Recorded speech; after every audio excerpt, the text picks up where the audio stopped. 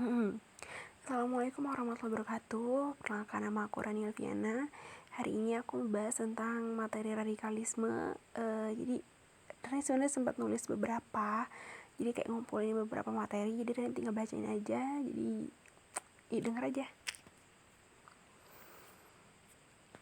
Oke, yang pertama, radikalisme adalah paham atau aliran yang menginginkan perubahan atau pembaruan sosial dan politik dengan cara kekerasan. Paham ini juga mengacu pada sikap ekstrim dalam aliran politik. Berikut ciri-ciri sikap radikalisme. Yang pertama, bersikap intoleran terhadap sesuatu yang berbeda dari paham atau keyakinan orang lain. Yang kedua, fanatik atau merasa benar sendiri dan menganggap sesuatu beda itu salah. Yang ketiga, eksklusif membedakan diri dari umat Islam pada umumnya. Selain itu, faktor lemahnya iman, lemahnya ekonomi, kurangnya jiwa kebebasan atau nasionalisme, dan juga adanya fanatik agama atau fanatik kelompok menjadi alasan munculnya gerakan paham radikal yang membuat masyarakat untuk melakukan kekerasan dan kemudian mengarah pada tindakan terorisme. Terorisme dalam kaitan ini diartikan sebagai tindakan kekerasan atau ancaman untuk melakukan tindakan kekerasan ditunjukkan kepada orang secara acak, tidak ada hubungan langsung dengan pelaku, yang berakibat pada kerusakan, kematian, ketakutan, ketidakpastian, dan keputusasaan massal. Menurut US Department of Defense tahun 1990, terorisme adalah perbuatan melawan hukum atau tindakan yang mengandung ancaman dengan kekerasan atau paksaan terhadap individu atau hak milik untuk memaksa atau mengintimidasi pemerintah atau masyarakat dengan tujuan politik, agama, atau ideologi.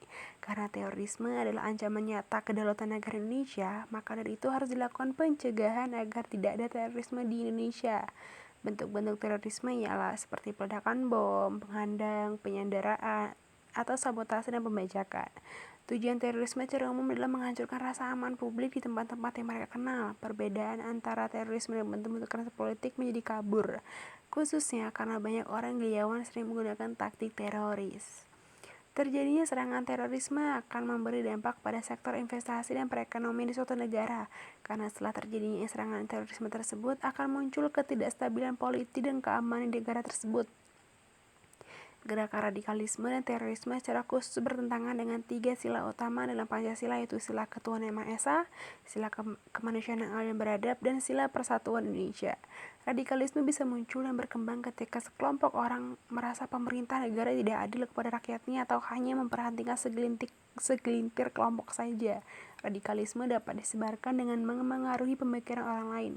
Selain itu, kebanyakan korban atau orang-orang yang terbawa arus radikal dan mengarah pada teroris adalah kaum muda, sebab kaum muda sangat rentan terpapar ideologi radikal karena tergolong masih labil. Mereka pada umumnya sedang berproses untuk menemukan jati diri. Di tengah proses identifikasi jati diri itulah para pelajar dan remaja mudah tergoda ideologi radikal.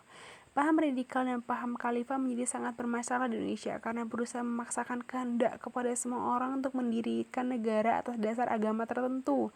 Pemaksaan kehendak itu tidak sejalan dengan semangat ideologi bangsa yang mengayomi semua identitas di Indonesia. Setidaknya ada 4 penyebab adanya radikalisme agama. Pertama, adanya beberapa ajaran dalam agama yang disalahpahami. Kemudian penyebab ketiga adalah adanya ideologi negara agama. Dan pada tahap tertentu, ideologi negara agama turut menyemburkan paham terorisme. Oke, itu aja yang bisa Rani jelasin hari ini, karena udah malam juga, jadi waktu itu istirahat ya teman-teman. Makasih banget yang udah mau dengerin cerita Rani hari ini. Bukan cerita sih, lebih kayak pernyataan. Oke, bye-bye, see you next time.